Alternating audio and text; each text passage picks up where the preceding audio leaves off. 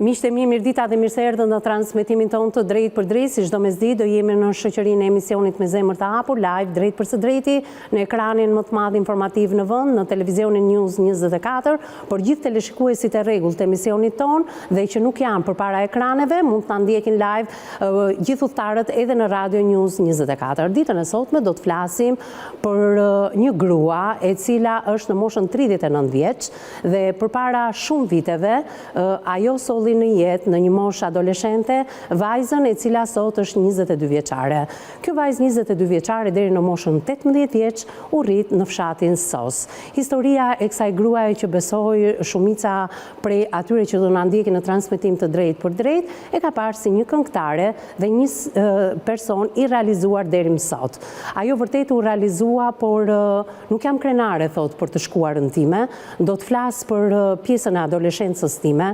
Kam bërë shumë gabime në atë kohë, megjithatë e penduar ajo thot që vërtet vajza e cila u rrit deri në moshën 18 vjeçare në fshatin Sos, të paktën sot është një balerinë profesioniste në shtetin italian. Vajza është 22 vjeçe, por ajo ka ardhur si rezultati një marrëdhënie që nëna e saj ka pasur në moshën e adoleshencës. Gjithsesi, një adoleshente e papjekur ndoshta në mënyrë emocionale, lindi një marrëdhënie me një burr i cili ishte shumë herë më i madh në moshë se ajo vetë.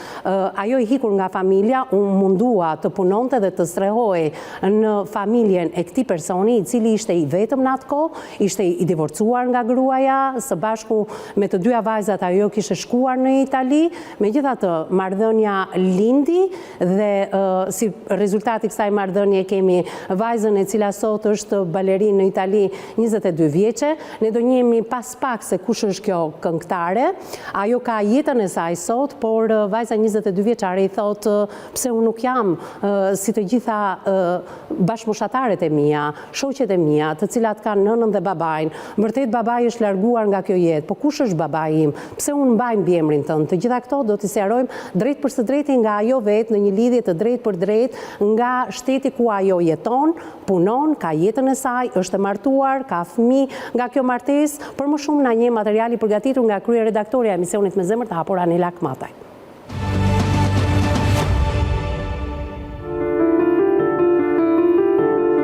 Historia që do të trajtojë ditën e sotme në studion e emisionit Me Zemër të Hapur ka të bëjë me një nën 39 vjeçare që jeton jashtë kufive shqiptar.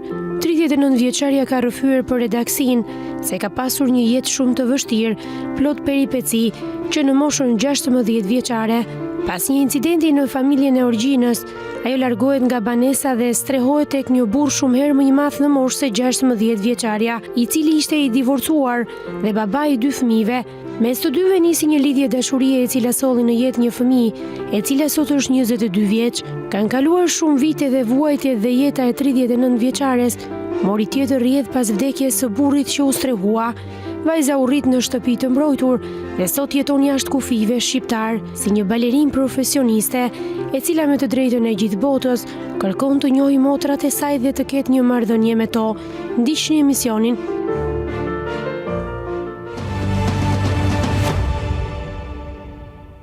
Mbas materialit të përgatitur nga kryeredaktorja e emisionit Me Zemër të Hapur, nuk mungojnë as specialistët në studion e emisionit ton, me mua në studio avokati Serian Mazreku. Përshëndetje avokat, mirë se erdhe. Në krahun tënd Eduard Tafa, psikologu ynë klinik. Përshëndetje Edi, mirë se erdhe. Përshëndetje, mirë se vgjeta.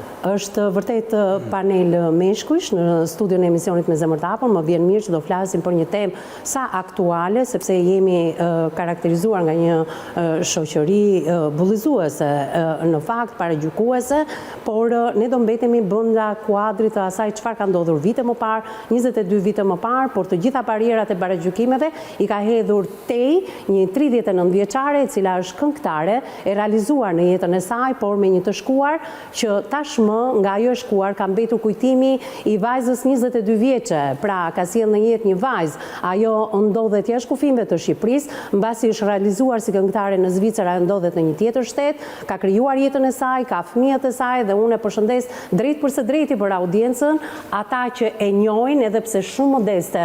Thot kam bërë disa videoklipe, jam shumë e njohur në qarqin këngëtareve në Zvicër dhe jo vetëm, ato që këndojnë për publikun shqiptar jashtë kufijve të Shqipërisë dhe përshëndes drejt për së drejti Brigilda Nikën. Brigilda, përshëndetje. Faleminderit, përshëndetje Evis. Përshëndetje gjithë stafit. Ndërkohë nuk isha se si të prezantoja ndryshe, sepse je një figurë tashmë publike për gjithë audiencën që të kanë ndjekur në koncertet e tua, një grua e realizuar fillimisht me koncerte në Zvicër, tani nuk jeton më aty, jeton në një tjetër shtet, Jam në Bruxelles. Po, je në Bruxelles, ke karierën tënde, ne po japim edhe për gjithë audiencën foto nga videoklipet e tua, kush ke qenë dhe kush je, por përpara se të flasim ke karriera, ti për te karrierës dhe realizimit tënd si grua, si vajzë, ke pasur një të kaluar që kur më ke telefonuar, më ke thënë që nuk jam shumë krenare për të. Më lejoj dashur Brigilda të them diçka. Ti ke qenë një vajzë 16 vjeçe. Të gjithë dje 16 vjeçaret dhe sot 16 vjeçaret janë të papjekura emocionalisht për të kuptuar se çfarë po ndodhte në jetën e tyre. Gjithsesi, me sy e vesh, po presim rrëfimin tënd në studion e emisionit Me Zemër të Hapur dhe të falenderoj që ke zgjedhur emisionin tonë. Faleminderit edhe ju, se jemi jeni për gjithë një kohë rekord. Unë para se t'ja nisi çdo historist nuk kam dalë as mu me njerëz, as nuk kam dalë me lujt viktimen, por kam dalë me thënë një të vërtetë edhe me mbrojt atë që më takon, mu edhe fëmijës tem. Faleminderit shumë për këtë hyrje. Faleminderit juve. Më thuaj pak, pse ishe larguar, ndoshta janë edhe pyetje që redaksia e emisionit Me Zemër të Hapur, unë vetë personalisht, krye redaktoria Anila Akmataj, ta kemi bërë. Është e drejta jote ta thuash apo jo? Ke pasur disa rrethana që të kanë bërë që nga familja jote e origjinës, edhe pse ti ke marrëdhënie të mira sot, në moshën 16 vjeçare vendose të largoheshe dhe unë besoj do jenë arsye shumë madhore të largoheshe nga shtëpia, apo jo? Po, kështu ka qenë, e vërtet. Kam pasur sa probleme në familje, kam ikë nga shtëpia si adoleshente në atë kohë. Kam njoftë këtë shokun e babait fëmijës. Më ka çull aty te ky. Kam nejt, kam jetu, palin fëmija. Pra, shoku i babait të vajzës tënde, të dërgoj të ky person i cili ka pasur një emër shumë të njohur në qytetin e Shkodrës, apo jo? Të gjithë e njohin këtë person i cili ka ndruar jetë. Shumë dentist i mirë, edhe njëri i mirë, edhe familje. Njëri i mirë, familje e mirë, dhe fillimisht ti nuk shkove për të krijuar një marrëdhënie intime me këtë person. Por ai më ke thënë, ishte divorcuar nga gruaja, kishte 2 vajza dhe këto të treja jetonin në shtetin. Më fal se kam harruar me ta shpjegoj. Ka 3 vajza. Jeni ngatruar ju, ka 3 goca. Pra, ky person kishte 3 vajza, gruaja dhe këto të 4-ta jetonin në shtetin italian. Po. Pra ishte i divorcuar, ti shkove dhe të strehoheshe, por edhe ta ndihmoje në punët e shtëpisë, besoj.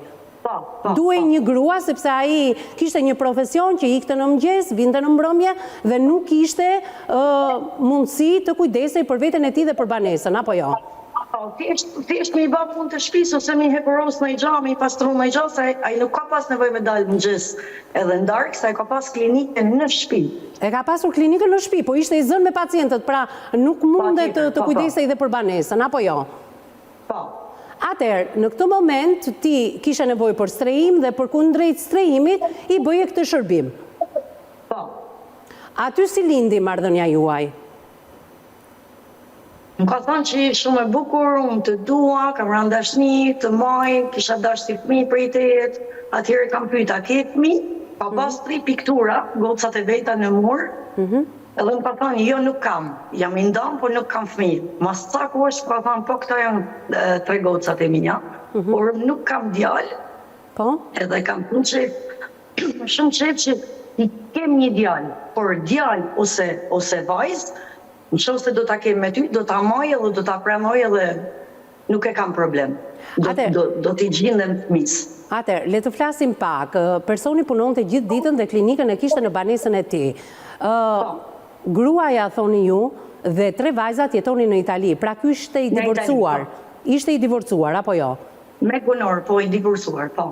Je sigur që ka qenë i divorcuar? Se kur thua, Patjetër, po, me zgjidhje martese përpara gjykatës. Po.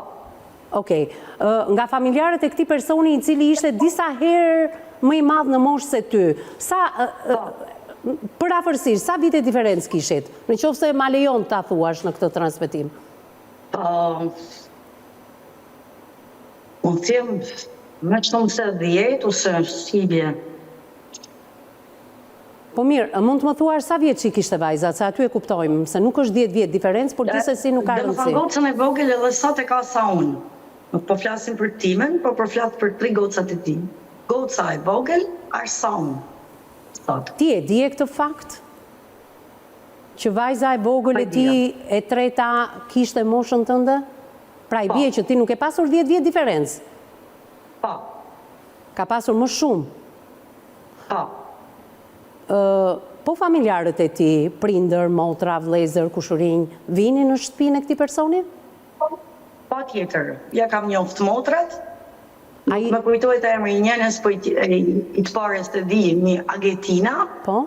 Kam najtë edhe me nanën e këtij e ka pas në atë kohë, domethënë të vjetër në moshë, ka punu në post telegrafe, ka pas emrin Nikolina. Nikolina. Ja atje ka pas emrin Edh, por nuk ka vdek, që nuk e kam A tatuar. ishin ato dakord që ti vërtet i shërbeje, por ai kishte krijuar dhe një raport me ty?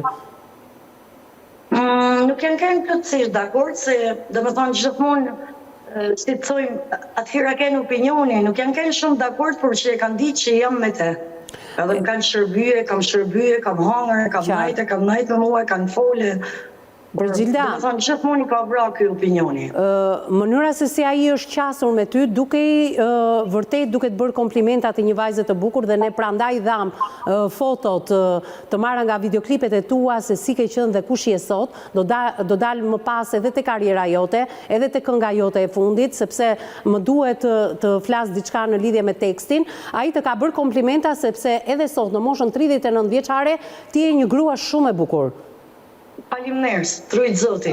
Dhe besoj se ai ka rënë në dashuri me ty, por po ti vet. Nëse më lejohet ta them, Po? unë sot kam jetën time edhe domethënë jam të dashur edhe mu martu pak rancikate me ke. Zot ashtu më e përshëndes.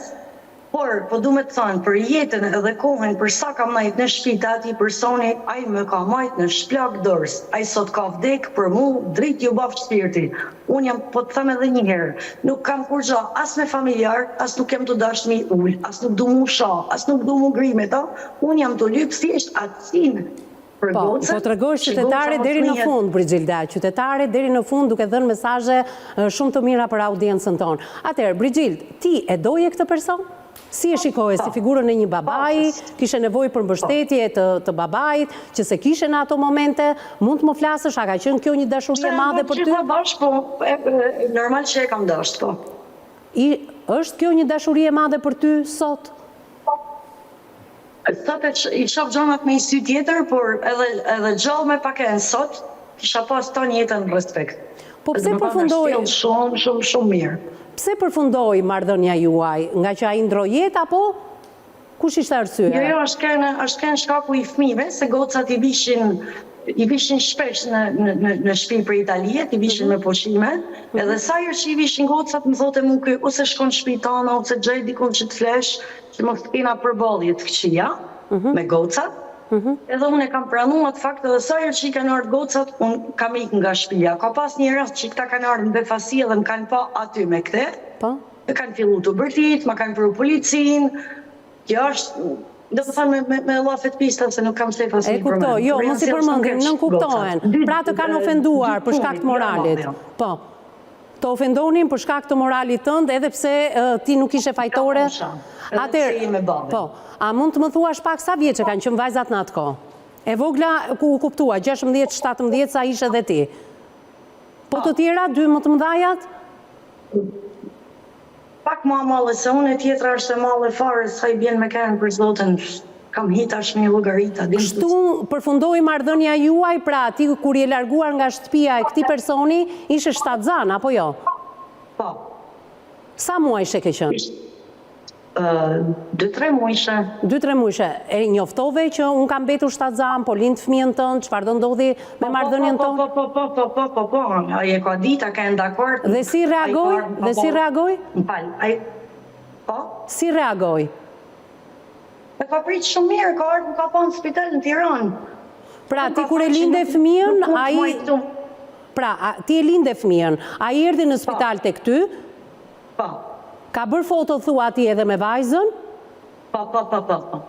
E mirë priti vajzën, por pse nuk e njohu atësin? Këtë duam të dim në sot. Vetëm nga opinioni. Thote që më vjen zërë se nga që jeti, sa jeti kam gocën e vogël. Për shkak të opinionit, sa vjeçe jeti dhe ke mbetur në shtatzan dhe po lind fëmijën tonë, unë nuk mund të njoh atësin vetëm për këtë? Po, vetëm për këtë. Asnjë gjë tjetër, në mënyrë kategorike.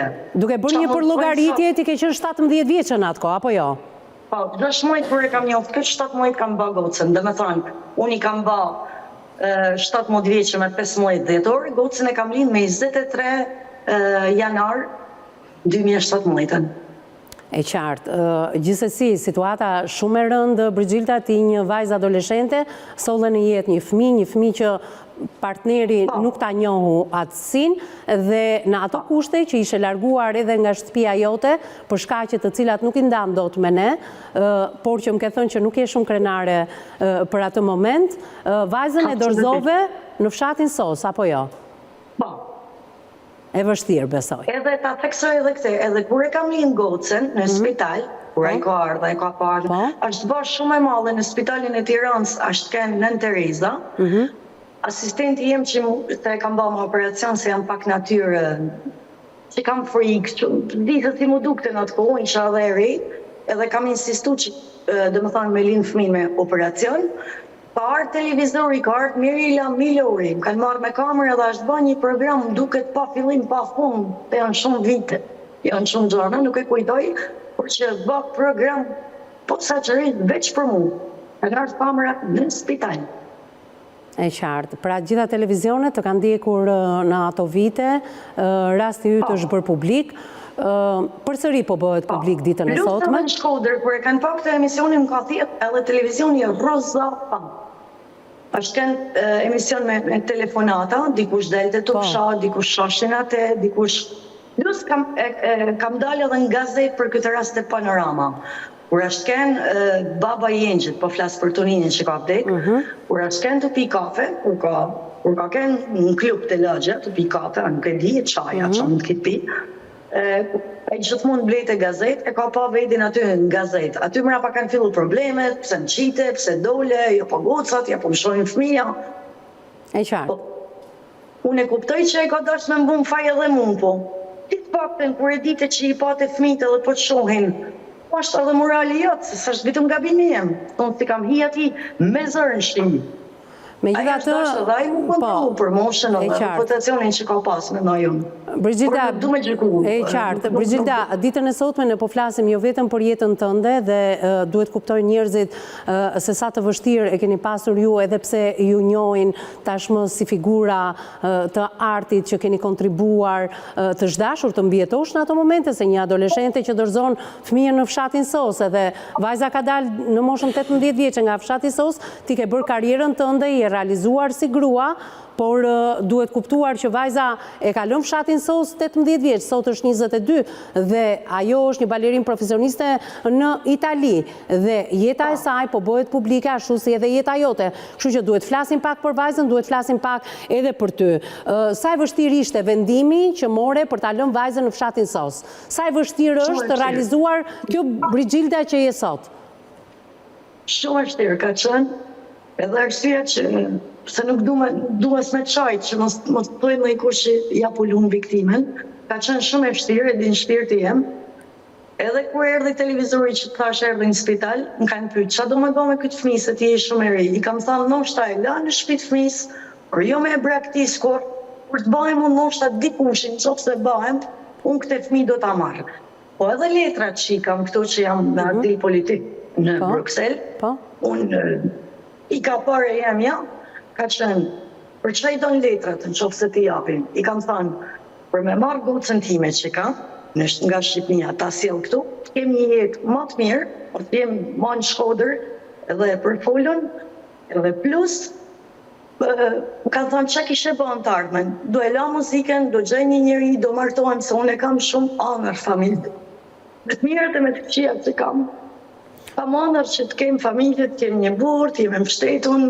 Nuk e di pse jam kështu, po kështu jam. Brigilda, në fakt ti ëndrrën tënde të muzikës nuk e le pas, realizimin për të bërë nën dhe për të pasur një familje e ke, vajzën vërtet e le në fshatin SOS, por nuk i shkëpute kur marrëdhëniet me të, je munduar që në të gjitha pikat e realizimit të jetës tënde, të japësh pak kontribut të Brigildës në gjitha pikat e tua për të bërë kjo Brigilda që je sot, sepse marrëdhënien me vajzën e ke ruajtur, ajo vërtet u rrit aty ku u rrit, sot i ke një familje, ke fëmijë të tjerë, je realizuar ke videoklipet e tua, pra ke bërë pak nga të gjitha. E shkëpusim pak derisa të rimarim veten ne në studio, por edhe ti nga Brukseli, japim hapësirën e parë publicitare dhe rikthehemi në studio.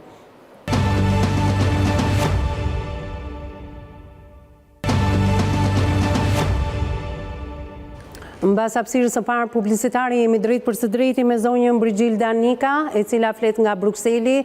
Ditën e sotme ka treguar jetën e saj, peripecit, se si është larguar adoleshente nga familja e saj e origjinës, nga prindrit, vëllezërit dhe motrat, është strehuar tek një dentist në qytetin e Shkodrës. Fillimisht ajo kishte nevojë për strehim, një shoku i tij e rekomandoi dhe ajo shkoi për të bërë pastruese në shtëpisë për të patur edhe strehimin, por aty u dashurua me pronarin i cili ishte i divorcuar. Gruaja, ish gruaja, së bashku me 3 vajzat jetonin në Itali, aty lindi dhe marrëdhënia e tyre.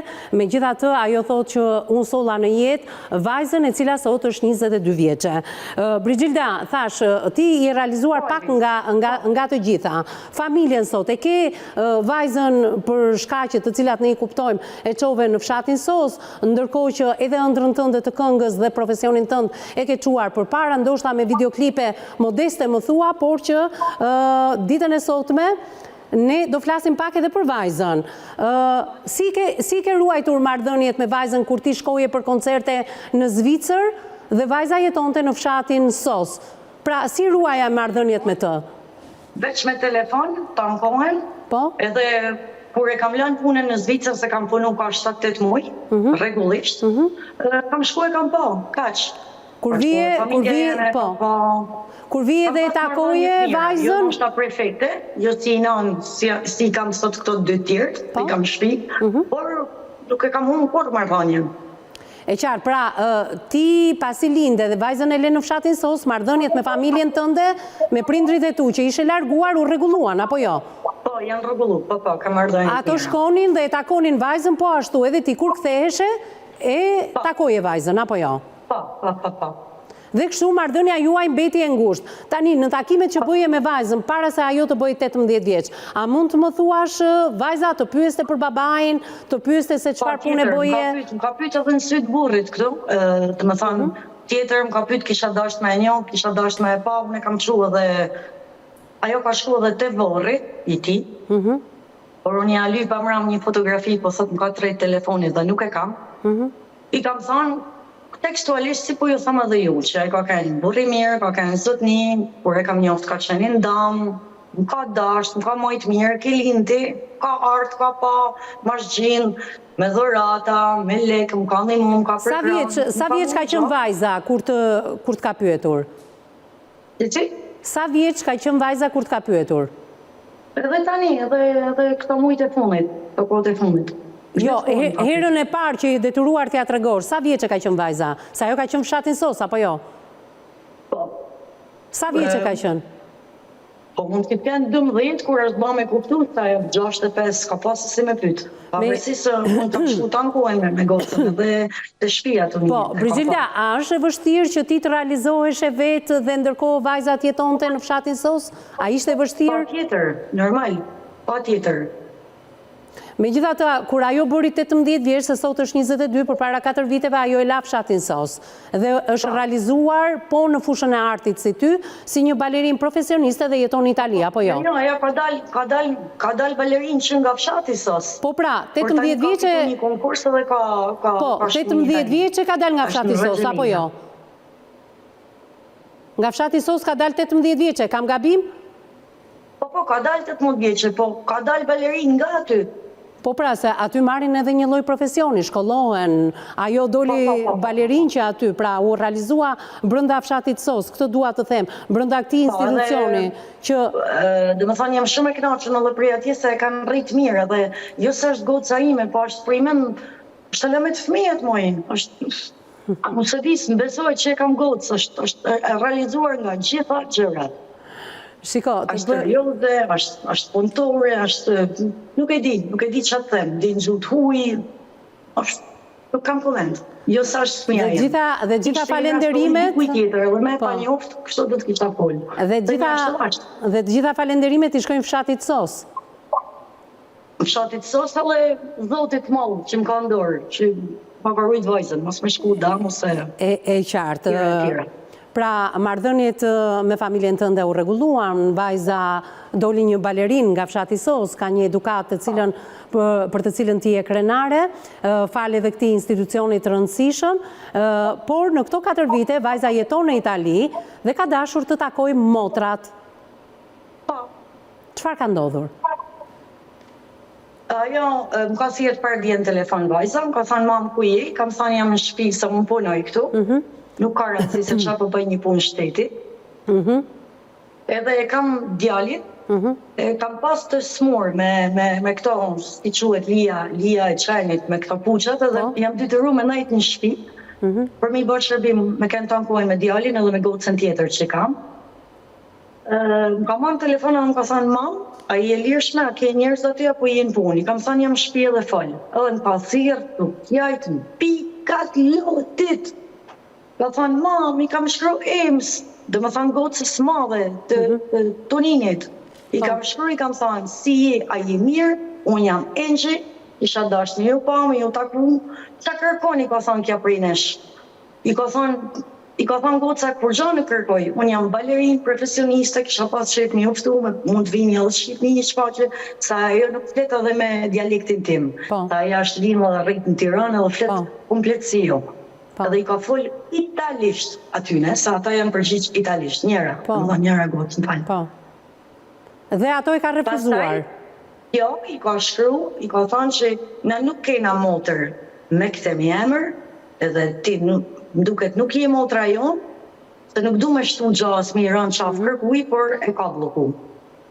Ndërkohë që pasi pe vajzën në këtë gjendje, i keni shkruar edhe ju vajzës së madhes të zotërisë? I kam shkruar në darkë, i kam shkruar për shëndetje dashën, si je i mirë, nuk e dia je i nana, po si e ki jetën sot, por vajza jeme ka drejt me njoft gjakun e vetë. Na nuk kena motër, me sa dijun edhe baba nuk ka fëmijë jashtë marteset me nanën tënde. Urojt kalosh një jetë të qetë, e të mbarë, s'disje e ka shkruar, kam këto. Në fakt, jo, në fakt ju po i thoni fjalët tuaja, por mesazhin duke i hequr të gjitha anonimatin, sepse po e ruajmë deri në një moment këtë lloj anonimatin, ne kemi nxjerr dhe ti thua mirëmbrëma e dashur, uroj të jeni mirë, të ka thirrë vajza ime, i ke thënë edhe emrin e vajzës, me ju pa taku e kishte bllokuar, nuk e dia je nan si ti jesh, por vajza ime ka të drejtë me pa gjakun e vet, ajo thot, më vjen keq nuk njoh as ty dhe as vajzën tënde, tane, përgjigjet edhe ajo në dialektin tuaj, baba jem thot, nuk më ka thënë që ka një motër jashtëmartese me nanën teme, të përshëndes, të uroj një jetë të mbar natën. Në këtë mesazh unë kuptoj që ky zotëria nuk pas ka qenë i divorcuar nga zonja, se thot, nuk më ka thënë që ka një motër jashtëmartese me nanën teme, pra do të thot që ato pas kanë qenë martuar. E vis, vetëm një gjë kuptoj, janë të dashë mu shfangë se këta dam janë kënë. E, kuptoj. Kjo dhe në mu të rejkë, tash nuk e pranon. Unë thjesht nuk du kur gjas, du me i shata, as një ulla, si familja s'kur gjas. Du se s'ban një ron, atë si ngocës. Po, sa vite ka zotria që ka ndruar jetë? Po më duket kur ka goca 7 vjeça, që është prapë se baj lidhjen, po ka disa vite. Kush të ka njoftuar ty për vdekjen e ti? Unë ka lejmur motra. Motra e ti, apo motra jote? Motra jeme, e imja. Motra jote. Mirë, pse nuk e nis vajza jote të njohi familjen e babait, pra të njohi hallat, xhaxhallarët në qoftë se ka, kushërinjt? Nuk ka. Nuk ka. Po halla ka? Se më the, me motrën e ti, unë kam folur pavarësisht ato... Se janë gjallë, e di që po, normal që ka, se njëf. Po, i një. Vajza, mund të kishte filluar kontaktet me to, apo donte kontakte direkt me motrat e saj? Po, ashtu e duke përshtatshme kësaj, atë emër ka gjetë në Instagram, më ka pyeta ashtja, po, i ka shkru, po i thonë unë, asë kur zhëm, i ka shkru, ashtu ja ka marrë menja, tu ka dash me një sfillimin. Shiko, historia jote ka nota shumë të mëdhaja dramatike. Ne jemi munduar ditën e sotme t'i zbusim pak, përpara se dëgjojmë edhe rrugën ligjore që ti do ndjekësh e dashur nëpërmjet komentit të ftuarve të mi. Unë jo rastësisht ditën e sotme të ftuarit i kam burra, për të folur ato pak në lidhje me atë që ti ke kaluar, me atë që ka ndodhur në jetën tënde, me atë që po përjeton vajza jote, që është më e pafajshme e mundshme në gjithë këtë histori. Prandaj do ta filloj ditën e sotme nëpërmjet komentit të psikologut ton klinik Eduard Tafa, dhe në fundin e këtij emisioni do shkoj te avokati, tek zoti Serian Mazreku, të bëjmë një përmbledhje të shkurtër të asaj çfarë ka ndodhur me ty, pse je ti kjo gruaja e realizuar sot, a ke ti të drejtën tënde si morale dhe ligjore, por dhe vajza jote njëkohësisht të njohi babain dhe pjesëtarët e familjes së babait. Fjala kalon me njëherë për Eduardin. Eduard, jemi në këto kushte. Po të donim të bënim show me historinë e zonjës Brigilda, mund ta bënim në çdo moment. Jemi munduar që edhe asaj mos t'i shkaktojmë traumë, por historia u tha në tone shumë të zbutura se ndoshta komenti yt mundet të vlej për zonjën Brigilda, por edhe për audiencën e gjerë. Çfarë ka ndodhur në ato vite? Ato vite, pra, ashtu dhe si që u pohua, pra, ka qenë një vajzë 16 vjeçare, që normalisht, shiko, e viste, dëgjuam me shumë vëmendje, po vetëm se ne duhet kemi pak kujdes me termat. Vërtet. E kupton, sepse shpesh herë, pra, një 16 vjeçare, kemi padur dhe raste tjera, pra një 16 vjeçare, pra, përdor termi u dashurua.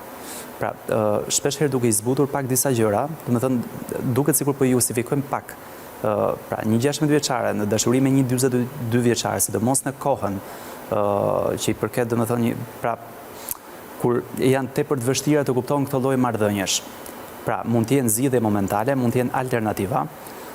Shpesh herë ofrimi një kujdesi, një përkushtimi, një mbështetje, një suporti, okay, jo domosdoshmërisht duhet marrë vlerën e një dashurie.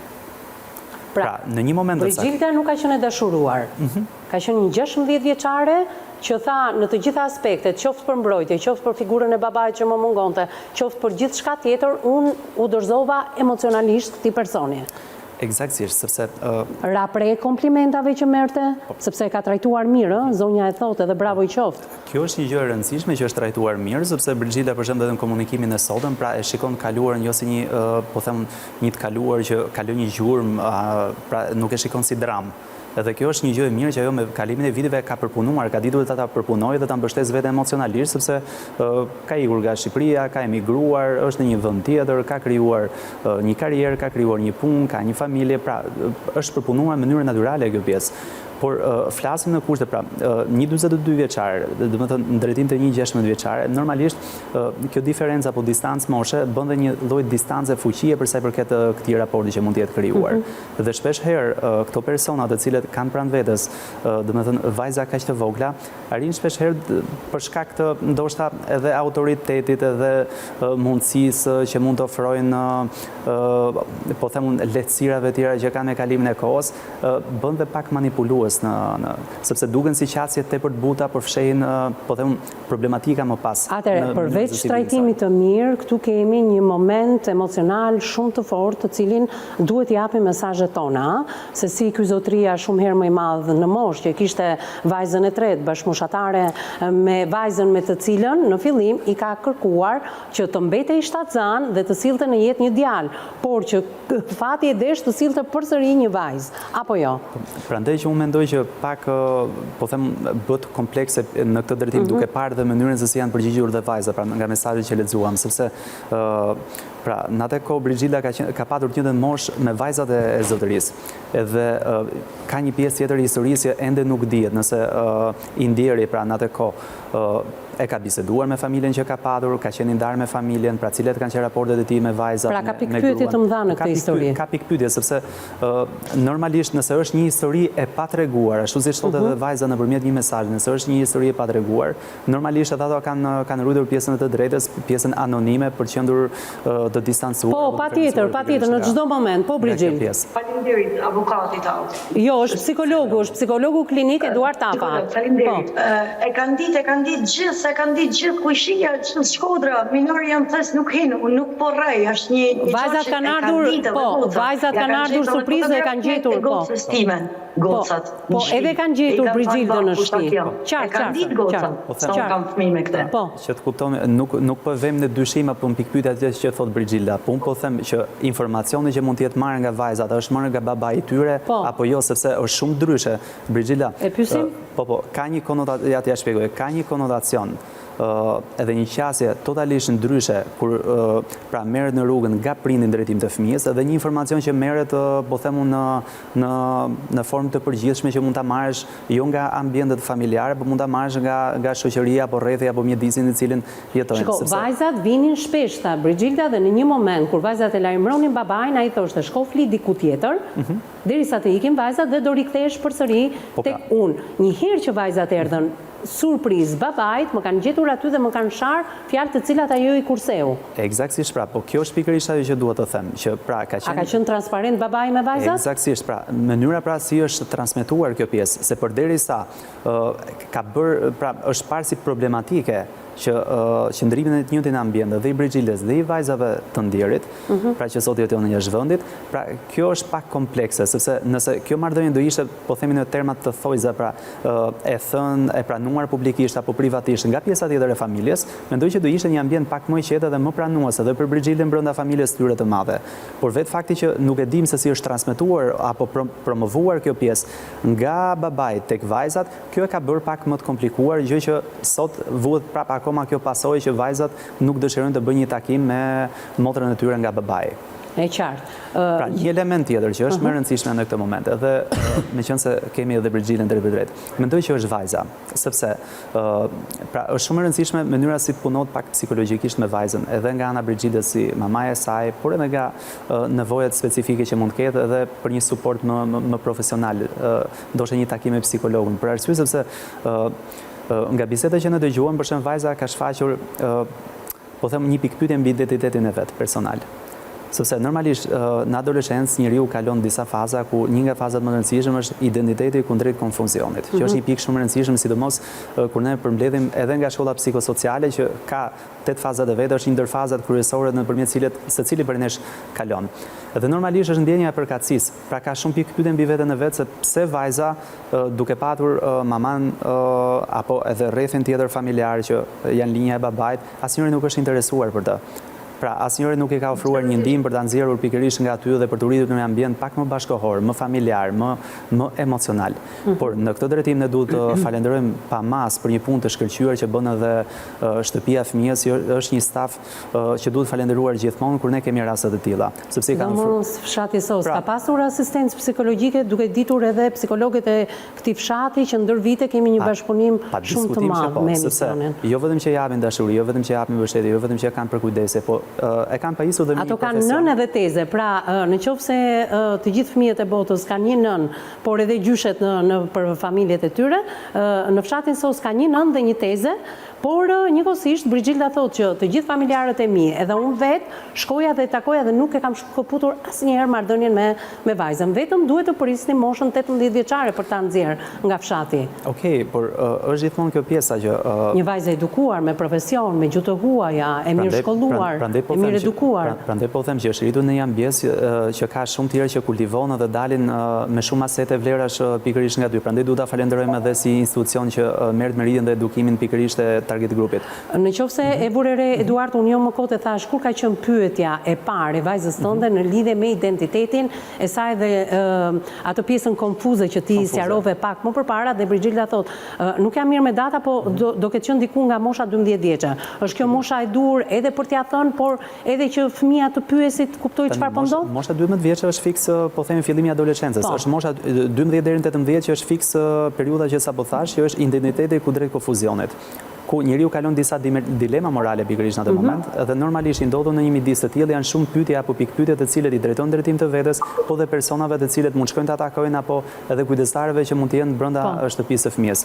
Sepse shpesh herë ka një konfuzion tepër të madh se në mënyrën se si përballen me vete e quajmë pak veten, po themi në thojza si një identitet, si një person pa rënje dhe veta. Edhe gjatë gjithë kohës janë në kërkim të rënjeve të veta, sidomos rënjeve biologjike. Dhe kjo është shumë e rëndësishme në mënyrën se si më pas arrin dhe mbështetet, sidomos në këtë rast dhe nga Brigilda. Rënjët biologjike të cilat ja ka sqaruar nëna e saj që në moshën 12 vjeçare, mbas 10 viteve, sot ajo është 22 vjeçe, ne do rikthehemi sepse rënjët të saj ajo i kërkon fillimisht duke kontaktuar me motrat që të shkonin, të atakonin në Itali, të shikonin shfaqjet e saj dhe duke u refuzuar në këtë lloj mënyre që ato të takoheshin me motrën, me vajzën e Brigildës, apo të shkonin në shfaqjet e saj në Itali, aty ku është realizuar si një balerin profesioniste 22 vjeçarja, në këtë tronditje të madhe, ajo ka kontaktuar me njëherë nënën, e cila më pas ka pasuar me mesazhin që u ka dërguar motrave të saj, konkretisht vajzës së madhe, mesazh të cilin e lexuam, do ta komentojmë pas pak me psikologun, por do dëgjojmë edhe me shumë vëmendje rrugën ligjore që tashmë 22 vjeçarja, duke pasur alatën më të madhe të saj nënën, zonjën Brigilda do të kërkojnë në mënyrë ligjore njohjen e atësisë dhe pastaj është e drejta e motrave ta pranojnë apo jo. Ndiqim publicitetin e dytë dhe rikthehemi në transmetim të drejtë për drejtë në pjesën e tretë dhe të fundit.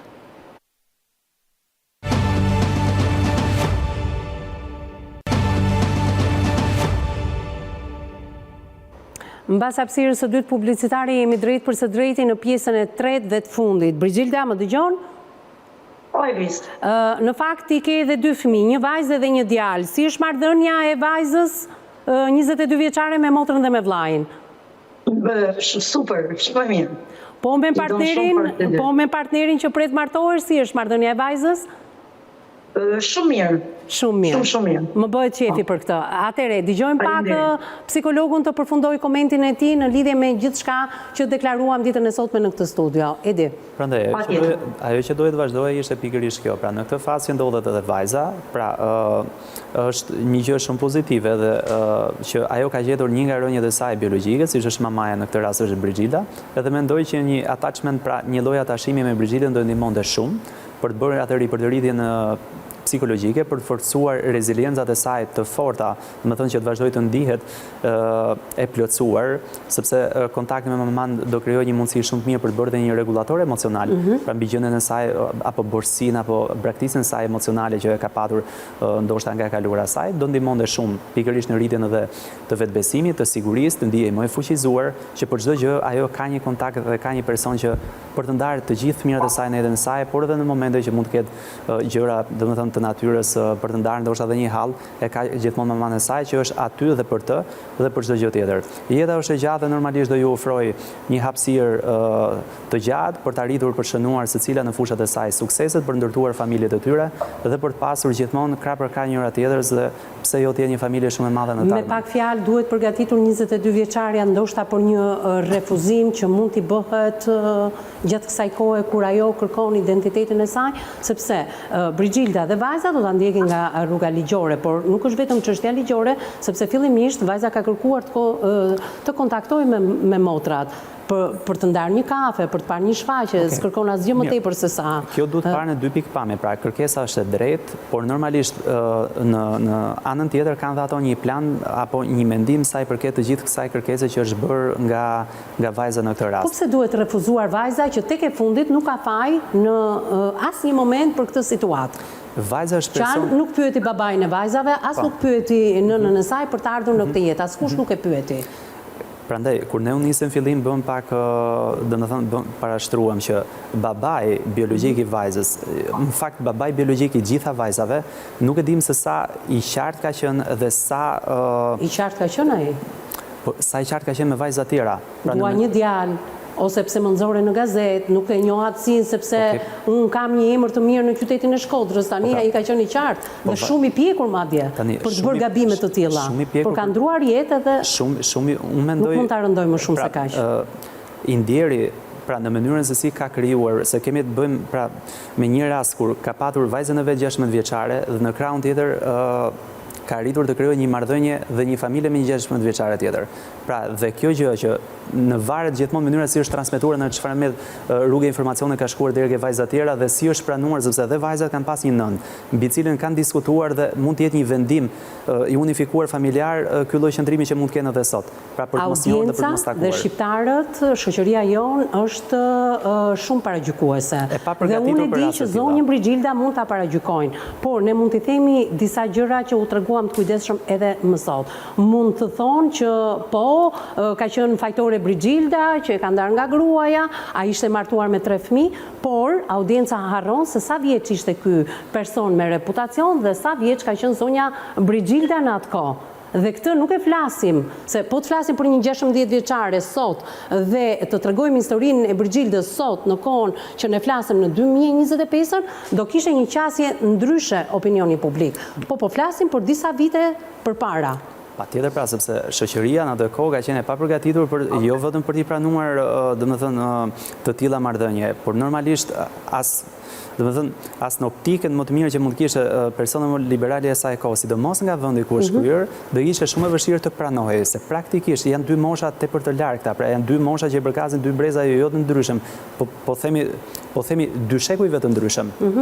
Dhe prandaj po them që janë tepër të vështira dhe në mënyrën se si arrin të lexohet ajo dhe në mënyrën më pas se si merr zhvillimin marrëdhënia. Dhe prandaj që edhe me vajzave mendoj që fshehtësia që mund të ketë ardhur nga babai i tyre i ndjer dhe mënyra se si mund të jetë demonstruar apo revoltuar nga ana e tyre për këtë që ka krijuar babai i tyre, pra e vuan sot vajza që është në kërkim të... Ose edhe mediatizimin në ato vite pasi lindi vajza 22 vjeçare. Por sa i përket atësisë, është diçka që vajza do ta fitojë patjetër, sepse normalisht ka ekspertiza, është pjesa e DNA-s. Po patjetër se do kaloj tek avokati.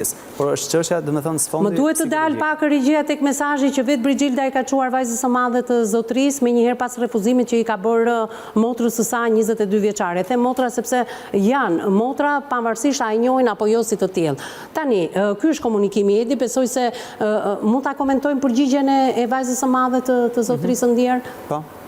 Më vjen keq thot, por unë nuk njoh as ty dhe as vajzën tane. Baba jem thot, nuk më ka thënë që kam një motër jashtë martese me nanën teme. Të përshëndes, të uroj një jetë të mbar natën. Kjo është ajo që thash në narrativën time, dhe pjesën e parë dhe pjesën e dytë. Pra, duhet kuptuar mënyra se si është transmetuar. Në momentin që transmetohet, pastaj interpretimet janë të ndryshme sipas po them pranisë së personalitetit të secilit, po them që babai ndoshta nuk e ka deklaruar. Edhe ky është një qëndrim që mund të jetë i vajzave.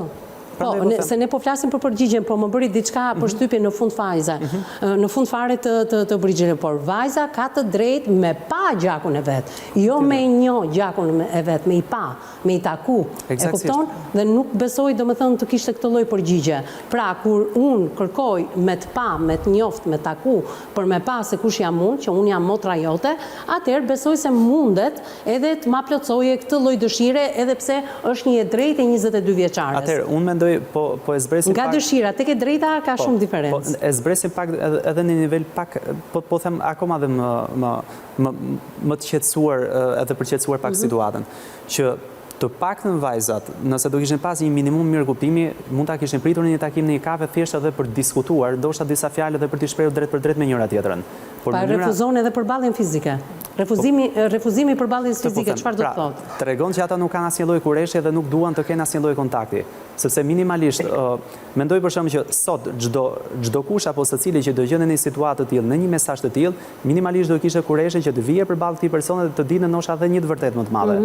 Por vetë fakti që kanë bërë këtë refuzim është mohimi drejt për drejt. Pra dhe nuk duan të kenë asnjë lloj aksesi. Kjo ka bërë pak të vështirë, mendoj që nuk e di se si mund ndjehet dhe vajza pasi ka marrë këtë lajm si është transmetuar, por kjo vajzat pas kanë pasur dieni, të paktën si po rrëfehet në këtë studio. Dieni po, por ndoshta nuk e kanë padur ajo që të thash pak më parë. Pra nga babai i tyre, pra njoftimin ose pranimi, pra nga ana e babait. Babai i tyre të deklaronte që dyshimet janë dyshime, po pranimi nga ana e babait nuk dihet a është bërë apo jo. Është ndryshe kur babai informon fëmijë që unë momentalisht pra ka ndodhur duke sqaruar apo duke bërë një lloj informimi dhe për vetë vajzat dhe për ish gruan apo diçka tjetër, se një lloj mund të jetë një lloj testamenti që njeriu i lën disa format veta.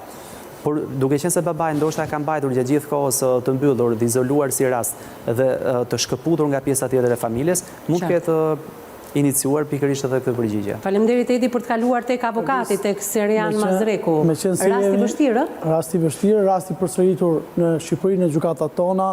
I përsëritur si rast? I përsëritur, ka histori të ngjashme. Ka histori, po. Dhe do doja të dile direkt të mesazhi, përderisa jemi të mesazhi, unë mendoj që nëna e dy vajzave është ajo ndikuesja kryesore tek dy vajzat për të mos tek tre vajzat, ka tre vajzat për të mos e lejuar të takoj Ti mendon se ka ndikim nga ana e nënës? Mendoj që është ndikuar negativisht tek ata, për arsye trashëgimie, për arsye të ndryshme që ajo mund t'i ketë sajuar te koka e vajzave. Kjo është vajza e madhe dhe zonja Brigilda e pyet dhe unë nuk e di në qoftë se ti je nën. Pra, unë po të paralajmëroj, jam nën në këtë rast dhe po flas si nëna, jo si vajza e madhe e babait të vajzës time. Unë mendoj dhe sugjeroj që duhet vazhdoj të Brigida të komunikoj sërish personalisht. Të komunikoj, po. Me këtë që ka folur herën e fundit, dhe t'ja citoj, t'ja theksoj që ne nuk kërkojmë asgjë nga ana juaj, thjesht kërkojmë që vajza ime të njihet me motrat e saj, sepse ajo është një ndjenjë. Pse e preke këto momenta? Mund të flas pak me Brigildën? Brigilda? Ju kërkoni, pra ju kur flas ju ti dhe vajza jote, kërkoni të njini pra vajza jote motrat, tre motrat, apo përveç atësisë që ju e kërkoni në rrugë ligjore, se ajo është regjistruar vajza jote me mbiemrin Nika, me mbiemrin tënd, të marrin mbiemrin, por mbiemrin një tjetër, normal që e kam marrën për si. Jo, se lind pyetja dhe shumë mirë bëri që e preku avokati. Mos kush e di kërkoni dhe nga pasuria, ka lënë pasuri pas ky zotri?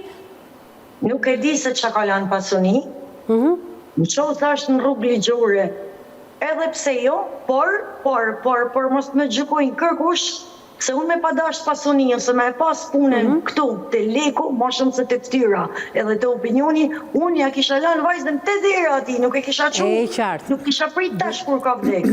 Ja kisha lanë vajzën ati, nuk e kisha që vajzën shqipëris. Ja, ndi që avokatin... Nuk i pot realiste, por pëse jo, në që se i takon diçkam, edhe po.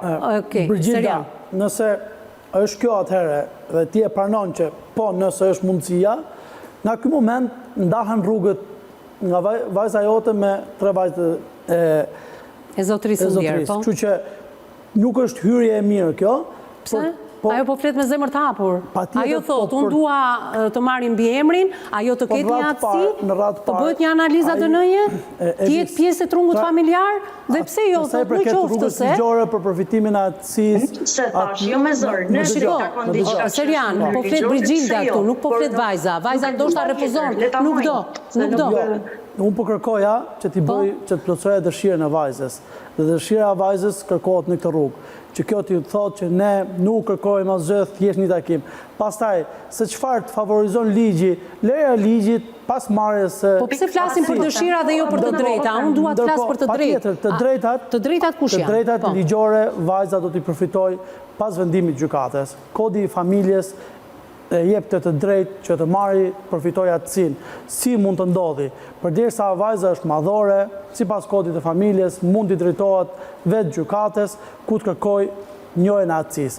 Duke i drejtuar gjykatës, nëse ka pretendime dhe kundërshtime nga palët e tjera, atëherë do mblidhen prova dhe faktet. Cilat janë provat dhe faktet? Është akti i lindjes, janë akti i ekspertimit, mënyrave ligjore që mund të kërkohen sipas gjykatës.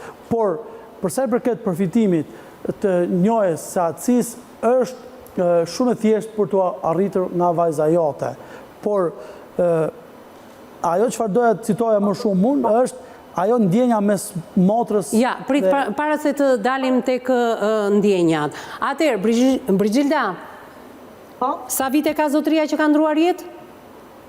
Po, kam duket për e kanë vajza 7 vjeqa, nuk jam shumë e mirë të thash me llogarinat, se nga që i kam najtë të shku të orë e Shqipënia. Po, në gjithë të vite, ato mund ta ketë bërë edhe njojnë aktit të trashëgimisë. Dakor? Kështu që nuk ka ekzistuar atëre kjo vajzë. Ndroi jetë zotëria dhe me njëherë. Po unë prandaj ja citova që nuk e pse përmend fare dhe du t'i shkosh t'i thua që unë nuk do asgjë nga ju. Qartë. Sepse nuk përfiton asgjë. Po është një drejt. Nuk përfiton sepse ai ndoshta të gjithë trashëgimnin mund ta ketë lënë para se të vdiste për secilën nga vajzat. Po. Dhe nga këto ndoshta mund ta ketë cituar dhe emrin e vajzës, Brigildës, ndoshta jo. Mund të verifikohet. Nëse ka një testament. Në qoftë se ka testament dhe pritet të vdiste, po në qoftë se ka ardhur një vdekje pa pritur dhe e ka lënë gjithë shka hapur, gjithë të 13 vite... Kjo të hanë shumë diskutime dhe shumë komente ligjore të kalojmë të kjo moment. Gjë që mund të kërkosh të këte, nuk ka mohon një gjë. Brigilda foli me zemër të hapur si Brigild, por do jetë vajza ajo që ndoshta mund të mos e interesoj pasuria e babait apo kërkesa për të trashëguar diçka nga babai apo jo. Ligji ja jep të drejtën që kur të kërkoje këtë, kërkoje të gjitha më pas. Shiko, si do bëhet kjo gjë, sepse 3 vajzat jetojnë në Itali, po ashtu edhe vajza e 4, vajza e Brigildës, jeton në Itali. Si do bëhet kjo gjë? Kjo bëhet me një proces gjyqësor në gjykatën e Shkodrës, po? Në Shkodrës, ku kërkohet nga vetë vajza, po? Bashka ngjitur aktin e lindjes. Në gjykatën e Shkodrës apo Tiranës? Se vajza është rritë në Tiranë, zotëria është nga Shkodra. Ku ka vend banimin, vajza? Si? Vend banimin e ka në Itali, ka dalë nga fshati Sos, prej 4 vitesh është në Itali. Ku ka lindur? Ka lindur në Tiranë. Në Tiranë. Në Tiranë mund ta ngreje dhe aty mund kërkoj, mund të dorëzoj të gjitha duke vazhduar nga akti i lindjes dhe mund të citoj edhe dëshmitaret. Pra, një pikë kryesore janë dëshmitaret. Pastaj futemi tek analiza ADN-s. Te ADN-ja, që është shumë e thjeshtë. Në qoftë se refuzohet analiza ADN-s nga apo detyron gjykata? Detyron gjykata, po ADN-ja mund të ka procedurat e veta ligjore, po edhe shumë të thjeshta ku mund të kuptohet përderisa kemi nënën e cila është ajo që e thot. E deklaron. E deklaron, pra ka mënyra sa të duash të cilat e favorizojnë për të mbaruar shumë shpejt për njojën e atësisë. Nuk e pengon do të askush të rrugë ligjore. Kështu që këtë ta siguroj që e ke shumë të thjesht, mjafton dëshira për të ngritur kërkesë pa dinë. Pastaj mund të marrësh dëshmitar njerëzit që ti njeh, dëshmitar shokun në atë kohë. Shoku, po, atëherë, ja ta bëj një pyetje. Shoku i zotërisë që ju dërgojnë në shtëpinë e tij, jeton? Nuk e di. Nuk e dini. Nuk ka rëndësi, mund të mos shkojmë deri ke analiza ADN-s, pra. Deri tek analiza mund bëhet me kërkesën tate. Po, jo. Po duhen ca dëshmitarë, o të bëhet analiza ADN-s, të cilën ato mund ta refuzojnë, ose ti vetë me deklarimin tënd përpara gjykatës që merr përgjegjësitë, disa dëshmitarë që i kanë ditur marrëdhënien tuaj, duke paraqitur edhe gazetën Panorama dhe shkrimin që keni bërë në ato vite, pra të gjitha këto janë dëshmi për gjykatën dhe shumë shpejt vajza jote e merr atësinë, apo jo? Në rast se ka pretendime nga pala tjetër, atëherë gjykata urdhëron marrjen analizave. Po, atëherë në qoftë se pala tjetër do të ketë probleme dhe do ta kundërshtojë të gjitha këto fakte dhe prova, atëherë avokati thotë që mund të shkojmë drejt analizës së ADN-s, por mund të mos jetë fare e nevojshme, se jam drejt fundit. E qartë, Brigild? Faleminderit Evis. Të falenderoj dhe unë ty, keni diçka për t'ju shtuar juve? Jo, jeni të qartë, edhe psikologu, edhe avokati. Atëherë, Brigilda, në fund të këtij emisioni, më duhet të flasë diçka sepse Për rastet ti e di që punohet shumë, vërtet neve në Korekord ju përgjigjëm ftesës që ti na bërë dhe na tregove, por duke u lumtuar me stafin, sidomos me kryeredaktorin e emisionit Me Zemër të Hapur, me Anilën, e cila vërtet është gjithmonë vigjilente dhe në krye të punës për zgjidhur hallet dhe problemet e njerëzve, ajo bën edhe një emisionin e saj, po në televizionin News 24 historik, por shumë e apasionuar edhe pas artit. Pra e kemi të kompletuar kryeredaktorin e emisionit Me Zemër të Hapur, po ndishtim këngën tënde të fundit. Fjalët e këngës tënde të fundit na prekën. Dhe Anila tha, ky besoj duhet jetë një dedikim që Brigilda i ka bërë jetës së saj. Është e vërtet kjo gjë? Po. Pra, ti je inspiruar nga, e ke bërë dhe videoklip më duket, e ke lançuar, fjalët ishin me të vërtet prekse. Faleminderit, Eris. Pra, ti ke përshkruar jetën tënde aty, Anila nuk e pas ka pasur gabim. Jo, e ka në rregull, po, për veti kam folë.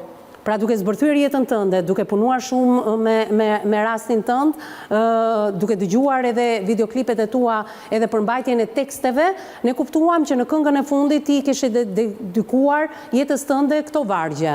Dhe besoj se je kënaqur me sa ke arritur deri në këto momente. Po. A ke një mesazh për gjithë ato adoleshente, për gjithë ato gra dhe vajza të cilat kanë pasur një ëndër, por për shkaqe të cilat ne nuk i kemi në dorë, kur jemi të papjekur emocionalisht, fizikisht, kur familja nuk sillet ashtu siç duhet me ne, siç ka qenë edhe historia jote, kur ata pendohen për gabimet që kanë bërë me fëmijët e tyre, ashtu si ata janë penduar me ty dhe ti mund të jesh penduar për atë që ndoshta nuk i ke sjell më të mirën e mundshme vajzës tënde, a e ke një mesazh Brigilda për gjithë audiencën tonë? Kush është mësimi që ti ke marrë, që e ke edhe në ato vargje të këngës fundit? Unë nuk di që me të thonë ma shumë, përveç se i bëj thirrje çdo grua, çdo vajzë, që të bëhet e fortë dhe të luftojnë në gjonat e veta, të luftojnë për fëmijët e vet, të luftojnë për dinjitetin e vet, edhe mos të mposhtën nga askush. Të qëndrojnë të forta, si që ke qëndruar ti, e realizuar thash pak nga të gjitha, as një moment nuk e braktise vajzën tënde dhe pse është rritur në fshatin SOS, ke mbajtur marrëdhënie, u realizove dhe u bëre kjo që je sot në bazë edhe të jetës tënde në Zvicër dhe të koncerteve tua, e realizove pjesën e këngës, tani je në Belgjik, dhe po vazhdo një tjetër ëndër, një tjetër punë, ke 2 fëmijë dhe prej të realizohesh edhe si grua të kurorzosh bashkëjetesën që ke. Faleminderit Brigil që të njohëm nga afër, besoj se ke dhënë një mesazh shumë të mirë për audiencën, të përshëndes dhe të përqafoj nga Tirana. Faleminderit që ishe në studion e emisionit Me Zemër të Hapur. Faleminderit gjithë mirat. Më të mirat edhe për vajzën tënde, uroj shumë shpejt në qoftë se do ndjekësh rrugën ligjore dhe ajo do të plotësohet në moshën 22 vjeçare ashtu siç është plotësuar nëna e saj sot. Bashkë ndajmë këtu të nderuar miq, duke ju falendëruar për vëmendjen tuaj ditën e sotme, vazhdoni jepni mendimet dhe komentet tuaja në rrjetet tona sociale në lidhje me temën e ditës, në Facebook dhe në Instagram, na gjeni emisionin Me Zemër të Hapur, aty përtej komenteve të temës së ditës. Kjo është faqja jonë e Facebookut, automatikisht kalohet edhe në Instagram, mund të bëni denoncimet tuaja për të bërë pjesë e kësaj studioje, keni në dispozicionin tuaj numrin e telefonit fiks dhe atë celular, mund na kontaktoni edhe në të gjitha platformat, WhatsApp, Viber, Messenger, menjëherë redaksia e emisionit Me Zemër të Hapur do t'ju përgjigjet në kohë rekord, siç dëshmoi edhe zonja Brigilda Nika që ju përgjigjem në kohë rekord. Ndërkohë, të gjithë ju që nuk jeni përdoruesi rrjeteve sociale, mund vini fizikisht pranë zyrave tona, mund të dërgoni dhe letrat tuaja, ndodhemi në adresën Lagja Alidemi, ish uzina autotraktorëve në zonën e Shkozës, pranë banesave sociale. Ndërkohë, emisionin e plot e gjeni pas pak të hedhur në kanalin ton zyrtar në YouTube. Kjo është faqja jonë zyrtare, klikoni tek emisioni ditës, por dhe tek emisionet tona ndër vite. Bashkë ndajmë këtu të nderuar miq për të ritakuar në ditën e vijim. Deri aty, mirë takofshim.